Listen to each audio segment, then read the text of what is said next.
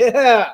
Welcome back to Texas Rangers with the Boys. Hey, we are the boys, your daily Texas Rangers podcast by a couple of pro wrestlers who love Rangers baseball. And we want to thank you for making us the first listen of your day. This your boy Kev, aka YBK, Kevin Frazier. And man, oh man, it's rough. It's rough treading out here as a Texas Ranger fan. But let me remind you of something. Back in 2023, your Texas Rangers won the World Series. That wasn't even a year ago. They're the defending champs. They're not out of anything. It's a long baseball season. Take a second. Let's relax.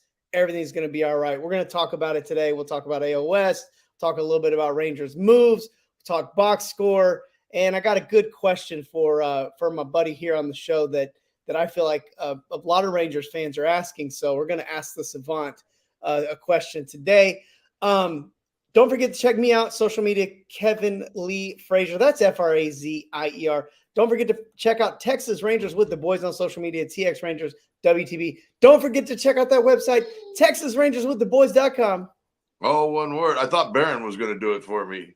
We were hoping it sounded like it, but then he didn't happen. He just wanted to kind of mumbled off. Yeah, he wanted to get his 2 cents in. And also, don't forget to check us out here on Sports Fluent Network at Chilltown Hoops on YouTube if you want to see our radio-worthy faces. Now, one other place you can check us out because we have a 2-part show up on your favorite podcasting network and on YouTube as well with the Ranger Report. There is no S on the end of that. Ranger Report. We had a lot of fun talking with those guys. A lot of different perspectives, a lot of different opinions. And honestly, it was great because, you got a bunch of lifelong Ranger fans who are passionate about the team. And this is the time where your passion really comes out, either when they're winning or when they're struggling. And so a lot of fun opinions, a lot of fun sports talk. We had a pretty cool game that we did on there. So go check it out. It's the Ranger Report. And again, they're fun guys, man, know a lot about baseball and are just as fun to talk with off air as they are on air. Joining me, the person I talk with off air about 100 times more than I talk with him on air, the 300-pound manimal, a.k.a. Bull. How you doing, buddy? Where are you? Where can they find you on socials? Where can they find you in America, for that matter? Well, I'm still in Nevada. One more night of debauchery in the state of sin. Or whatever we call Nevada. I don't know. I'm not in one of the hip, cool parts of Nevada, though. Today, I decided to make the chore.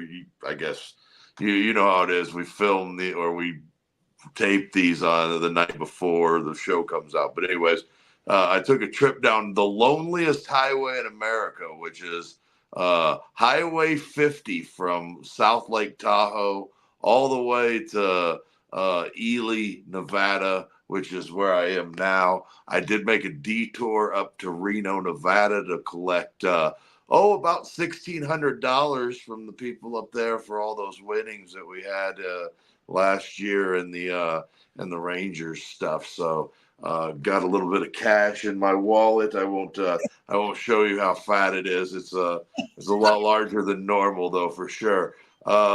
So thank you to the Grand Sierra Resort in Reno for the cash. Stopped in Carson City. I drove up from Carson City to Reno and then drove right back the same way to make sure I hit the whole Highway 50 because I'm a lunatic like that. I got to do like when I'm coming in to do something, it's going to be done right. But yeah, so that allowed me to. But waking up yesterday morning at Lake Tahoe, what a beautiful sight. Getting up, had a lake view from the hotel room. So just got up. Then I went down, hung out in the water for just a second because, well, let me just tell you this. When I woke up this morning, it was 49 degrees. So I just put my feet in there real quick just to kind of get some of the healing powers of Lake Tahoe. But anyways, I'm in Ely, Nevada. I'm hanging out in the Vicky Carr / who did I tell you? What was it? Mickey Rourke. Mickey Rooney. Mickey Rooney. Yeah. So I don't know what they have to do with Ely, but there's the whole hotel room is just filled with those pictures of those people, Vicky Carr and Mickey Rooney. So I don't know what they have to do with Ely, the Nevada, but this hotel apparently has been was built in 1929. So it's the same age as my grandma. Wow. Who is not alive anymore. So. When you sent me that photo, right? I'm gonna play Topper a little bit, but really not, because it's just kind of more just a relating thing. But we stayed in the El Rancho, and so I thought that's where you were, because I knew you were driving kind of that route home. I didn't know where you're at.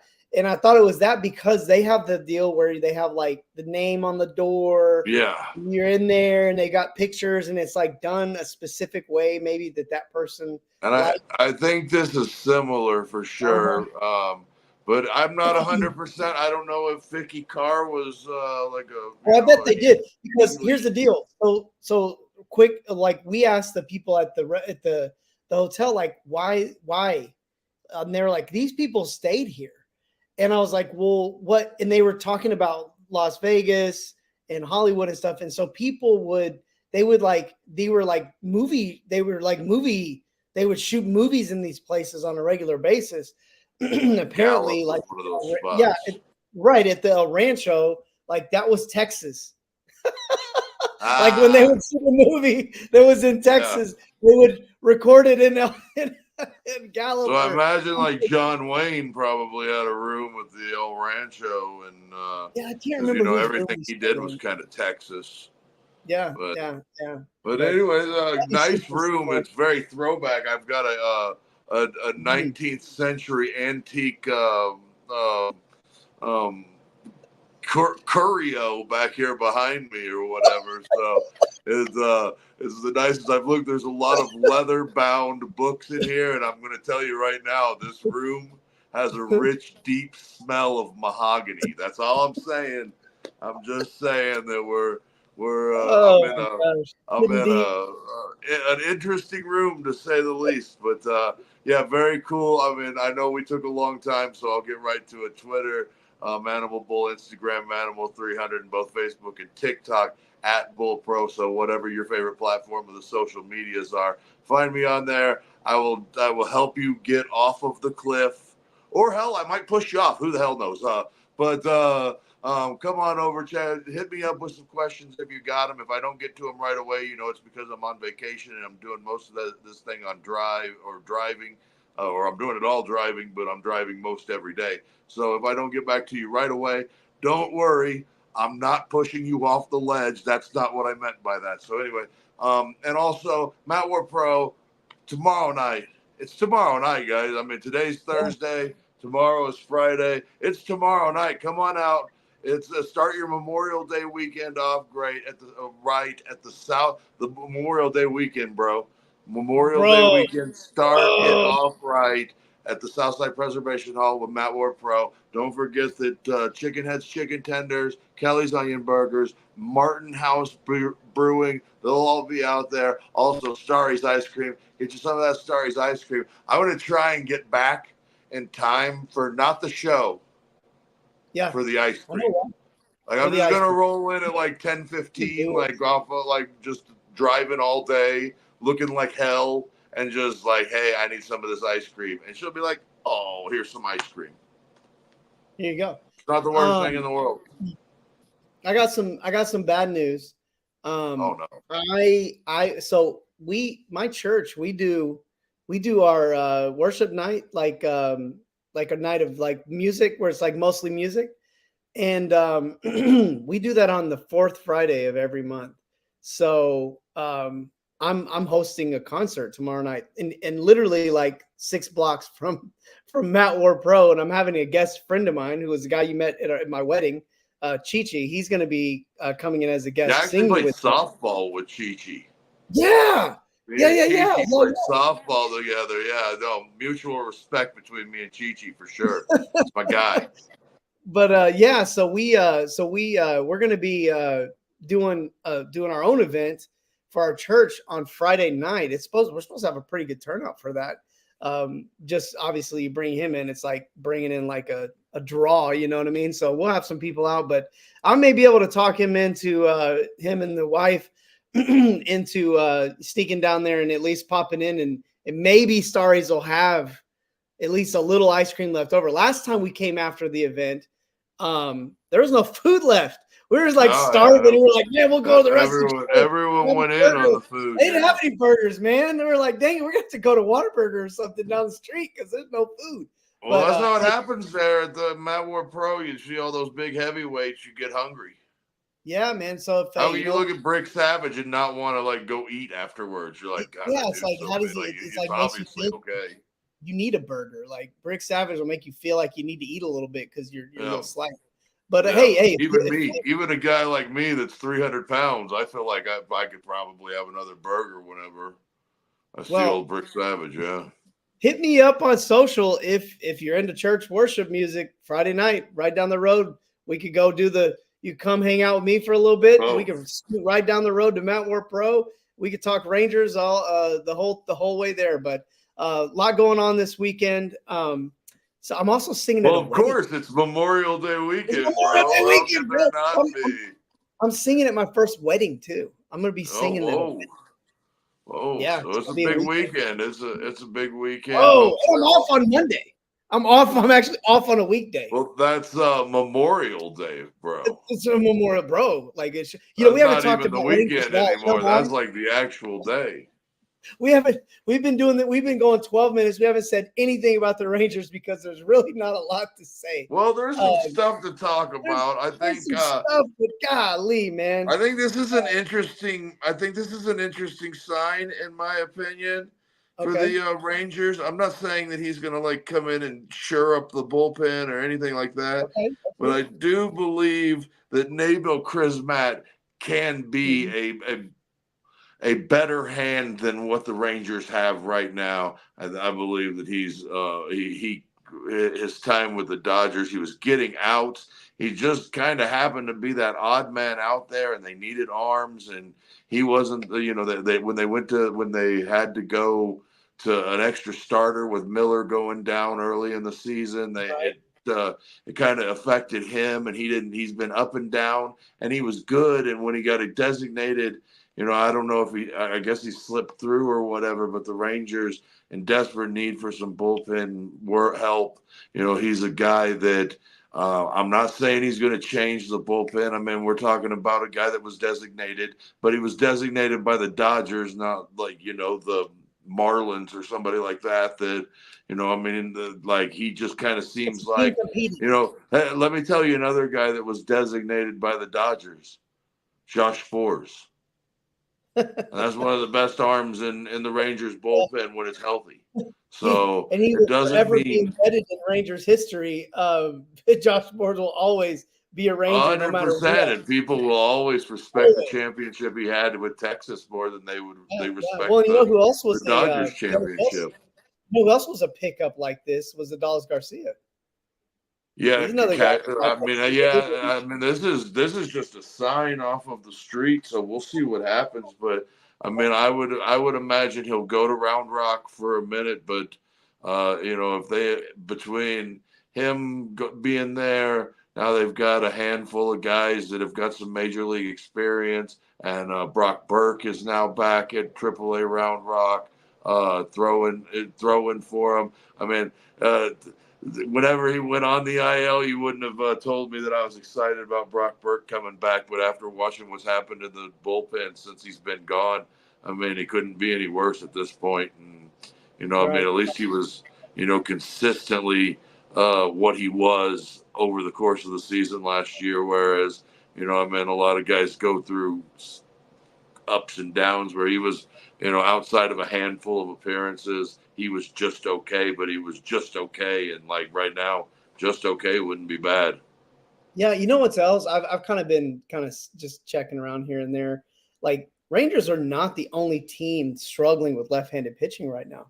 Like it's kind of a thing out there. So like just having another left-hander out of the bullpen probably is going to be helpful, but Rangers are not the only one. Like playing fantasy baseball, we got overtaken in first place by El Blondie this last week. I had my best fantasy week ever, and I got smashed. Nice. I think my team batted like 340. The way it goes. My pitchers were like a .89 whip. All right, don't get into the all that. No, but listen, I did all that. To say that. I did all that and got my butt spanked. It is just hilarious. That's the way that goes. And I'm winning 7-1 this week, and like I'm batting 212. But anyway, point is, left-handed pitching is what we were talking about. Left-handed pitching, like guys get set. Like you have big name guys that get sat when lefties go out there. Like Josh Naylor, like sat down yesterday because there's a lefty. Yeah. Josh Naylor. So like, it's not just Evan Carter that's struggling against lefties. Right, it's not just the Rangers. This is something. It's a thing. Playing the matchups and so on and so forth. But apparently, hitting lefties is not just getting tougher, huh? Yeah, it's not just a Ranger problem. Anyway, so good to see that Burke's coming back. I think we'll probably see him sooner than later. And this Nabal Krismat at least has a cool name. Happy to have him. And again, I mean, if you look at his numbers from this year, he's been good. He's not a bad pitcher, and we'll just kind of see what happens. But I mean, he's a better option than a handful of guys. Well, maybe not a handful, but a couple of guys in that bullpen right now. And one of them got sent down today that he's a better option than to make room for Dane Dunning, and that's Cole Winn. And it started good for him. And then it just kind of seemed like he started leaking back over the plate quite a bit, and running into trouble. And I feel like that it's not the same fastball that we're seeing right now that it was whenever he came up. It's just he doesn't have that confidence in that fastball like he did when he first came up. And maybe going down to AAA Round Rock will get him back in a spot where he's feeling more confident throwing that thing. But once he got lit up that first time out, he hasn't been really that effective at all since then. Yeah, no, I mean, let's be completely real here. Like this kind of Cole Winn, like this more the Cole Winn we're used to seeing as of late than, the nice, what we saw out of him when he first came up to the big leagues. First handful of appearances, yeah. Yeah, and again, kind of like Grant Anderson's struggling a lot too, but I think guys see him a few times, and then word gets on the street, and then all of a sudden their tendencies start working against them, and if they can't make adjustments, what happens if you can't make adjustments in the big leagues? You get punished. Yeah, you have a what is it, Grant Anderson 17 ERA or whatever. That's what you end up with whenever you can't. Or you end up in Korea in the KBO. Yep. That's where you end up there. And I mean, I'm not down on Grant Anderson, but I don't imagine that he's if he continues pitching like this, it won't be too long until he is in that route. And we saw it with Taylor Hearn. We saw it with a handful of guys with the Rangers last year that are all trying to bum around AAA these days. And it's hard to be a pitcher in the big leagues. And Cole Winn's finding that out. Grant Anderson's finding that out. It's nice to see, a little bit of more success out of Yeri those last couple of weeks. But last night wasn't exactly his best outing. Jonathan Hernandez, once again, stuffed pretty decent, but he comes in right off the bat and tries to make it. Well, anyways, we'll get into that later. We'll get to that in a second. Before we move into minor league, we kind of covered most of our Rangers news. I guess Adolis Garcia is back too. I don't. Hopefully, healthy, feeling good after last night, and continues just as he is, and just be a couple of days. Yeah. We had a quick question before we get into box scores and preview the weekend. I mean, we're already at that point.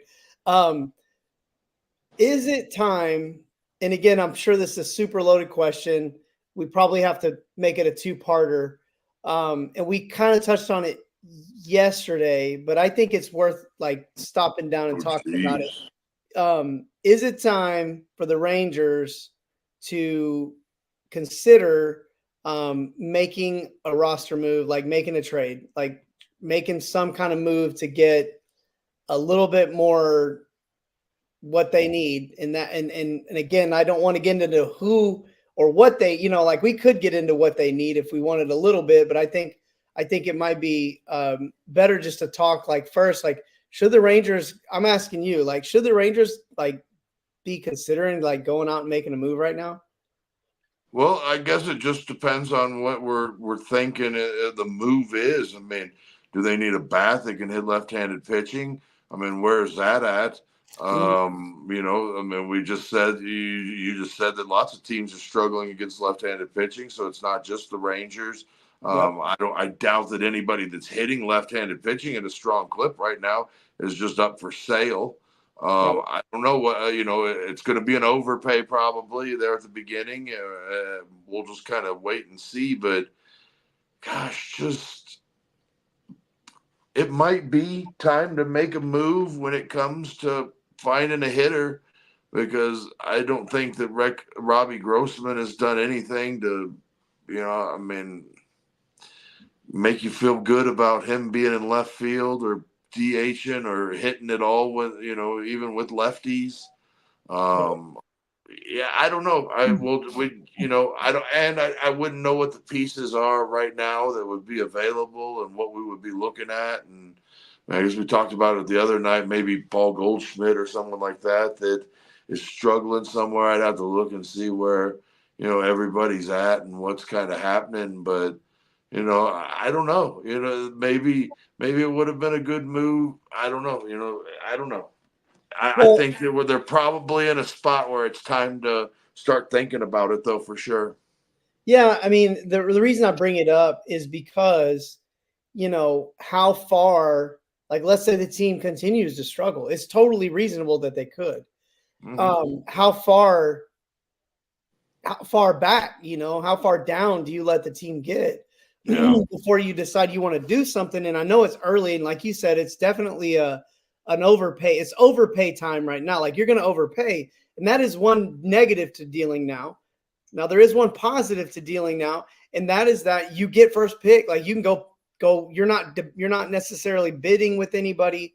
You can go pick a team that may have a little bit of like that. You may have what they need, and you don't need it because you got too much of it or whatnot, and you might get a favorable deal. Maybe you're gonna overpay for sure because you're not in like this desperate thing like it is during the trade deadline. But Rangers made the move last year with the Aroldis Chapman.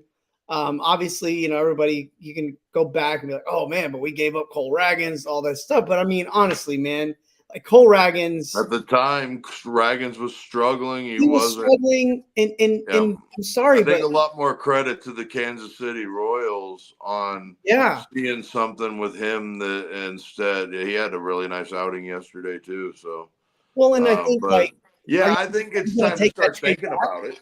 Like, but would you take that trade back? I mean, Chapman. No, I mean he kind of shored things up for a little while. He was good most of the season. I don't think he had some struggles. But I mean, every bullpen guy does. Imagine this bullpen. If you're the Rangers right now, you're kind of looking at those bottom feeding teams and seeing who's got a right-handed bat that can maybe help you out and take some of those DH at bats, and we'll see. I mean, we're watching right-handed bat. It's not as hard to come by right now, and wouldn't cost as much as maybe like starting pitching. And again, right, 100%. And now it's just about finding out when this thing's going to be healthy and what the timetable is and how much grace period they have left that they can really run with, because they're starting to get to where it's in a bad way. Right. That's what I think that's kind of what I'm saying is like, are we gonna just roll with what we've got and like let the chips fall where they may until the trade deadline? Are we gonna? They may be looking highly still into just the idea that they're going to get pitching back and that they're going to be able to make a run down the stretch, and we'll see. And but it just depends on how far you are. I mean, there's still only 3 back, being a couple of games under 500. It's not like the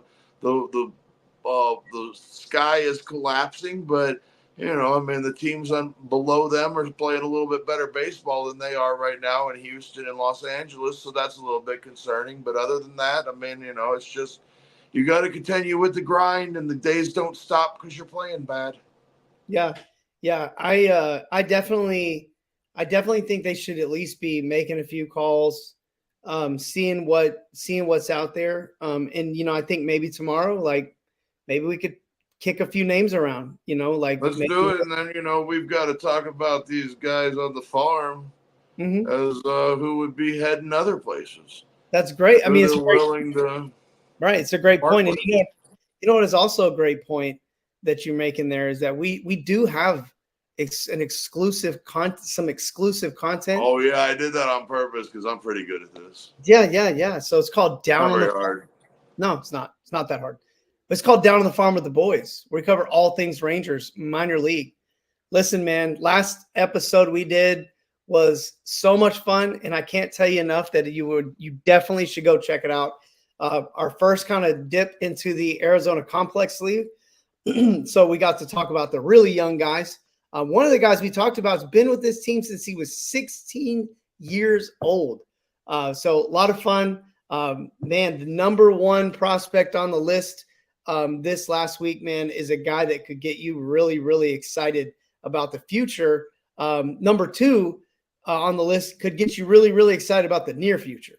Both these guys, pitchers in this organization that are really just lighting it up for the Rangers. So a lot of good news. If you're needing some good news for the Rangers, you should definitely go to our website, TexasRangersWithTheBoys.com.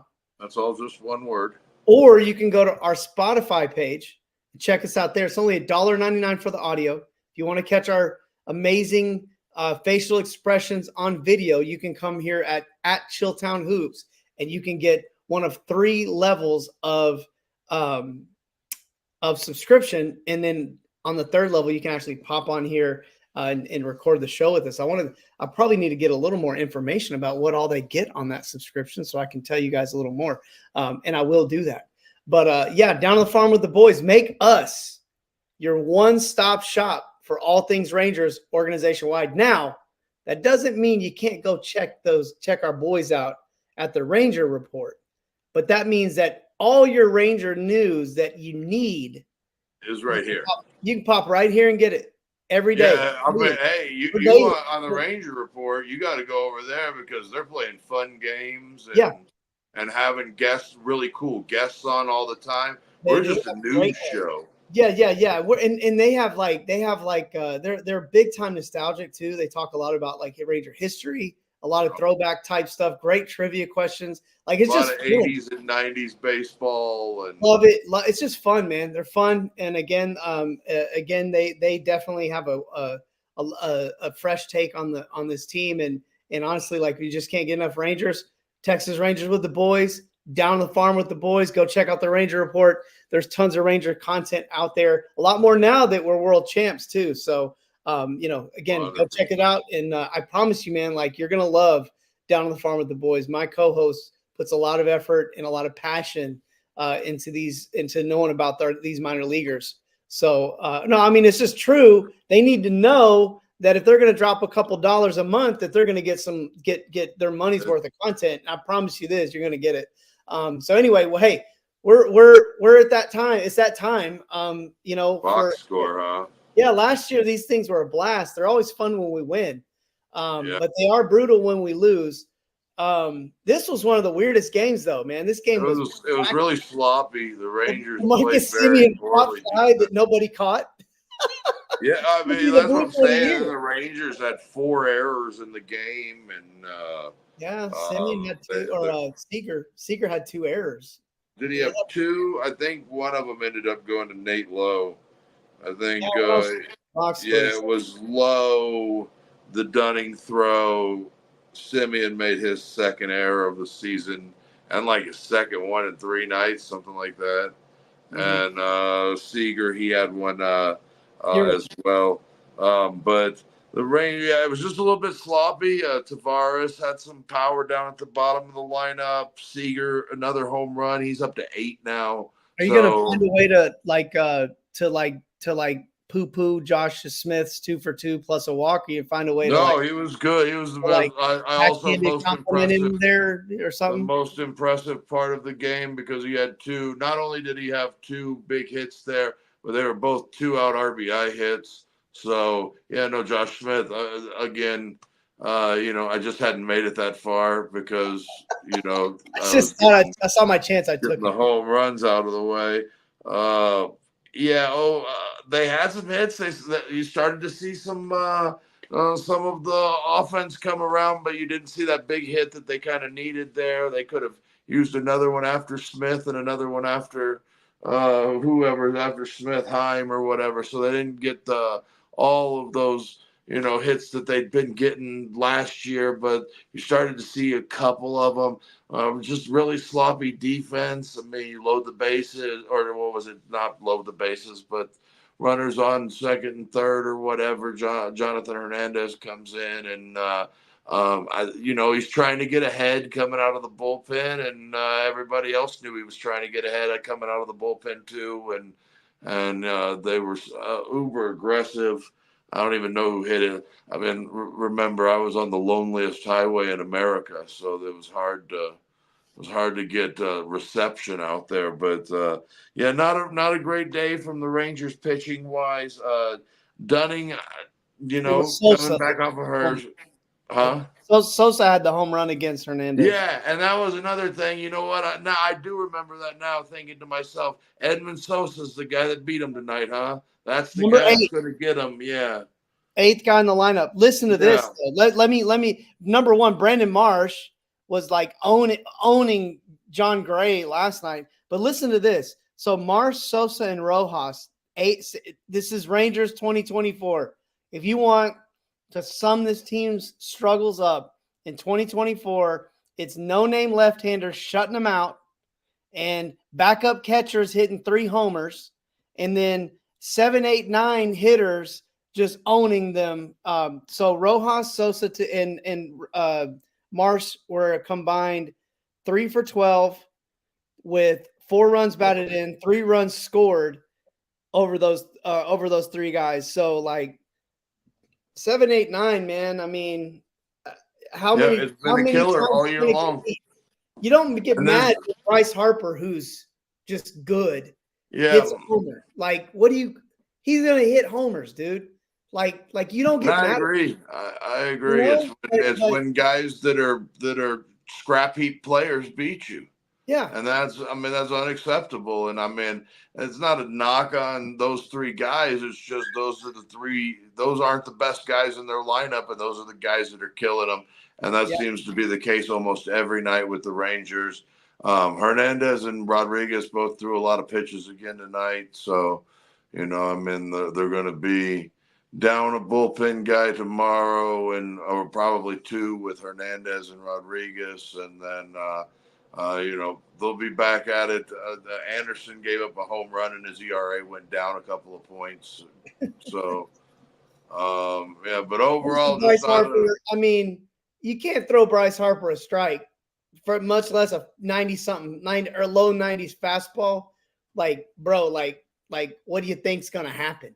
You throw Bryce, bro. He's so good though. Like I just love watching him hit, man. It's almost like guys like that, even when they don't get a hit or something doesn't happen, it's like they're like this close. Like they're like right. It's like you can feel that they were like, man, you just got away from them. Like you barely got out of there. So many times. Yeah, we've seen that so many times with even with Seager this year when he was struggling. You saw that like, oh man, he's like out in front of that one or whatever the case may be. Missed it. When he's on it. And like we said, now that Seager's kind of on it, now we're talking about we're getting close to Memorial Day. He's got 8 home runs already, whereas this time last month he only had the 1. So he's had a pretty big second month of the season. Now it's just about finding these guys. I mean, at some point these guys have got to catch fire altogether. I just kind of wonder, and again, I'm a non-excuses kind of guy. So like, when you hear me talk like this, it's not from a place of like feeling sorry for nobody butt patting or babying anybody at all. It's just sometimes there's circumstances and there's cause and effect. When your whole season is circumstances and cause and effect, now you're making excuses. But like, man, like they have had like a really tough schedule, like not just tough in terms of people, like the percentage of winning percentage, but like amount of games, super long road trips, like no days off. Like they've had a lot, and then you throw the injuries in there. Then you throw slumping players in there. And it's just like what the Rangers really need, like they need like a few things to break their way, I think, to just help them get a little momentum. Because I really feel like they just haven't been able to get any momentum. Anytime they've started to do something like that, Josh Young breaks a wrist, or like, I mean, it's just little things keep happening to them. Yeah, That keeps them from kind of getting on any kind of like consistency. And I think I'm going to kind of finish my kind of what I was eventually going to say, and I'll just leave it. That like maybe they need to maybe a leader on the team needs to come in and be like, hey, look, man, it sucks. Like our coach was like this. It sucks. It hurts. We're tired. We're hungry. But we got to get out there and like, we cannot continue.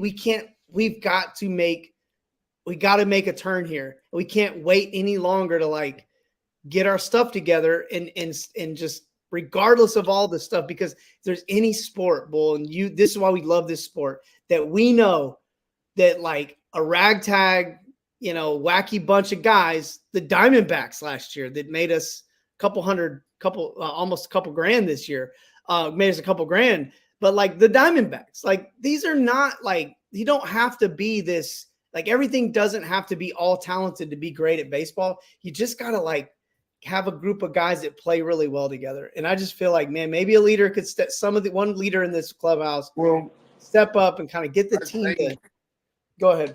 I think really honestly, when you're talking about the amount of injuries that have piled up on this thing, the amount of guys that are on the DL, the amount of everything that's happened to it, I mean, that's part of what baseball is. And you've got to have a next man's up mentality. And that next man just hasn't been as good as the man in front of him this year for the Texas Rangers.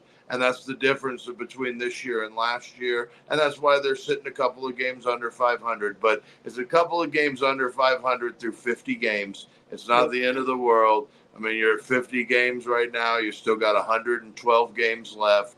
The Rangers, they'll be right back at it tomorrow. It's a noon start. Mm-hmm. So, I mean, you got Zach Wheeler, so it doesn't get any easier. And they beat him before.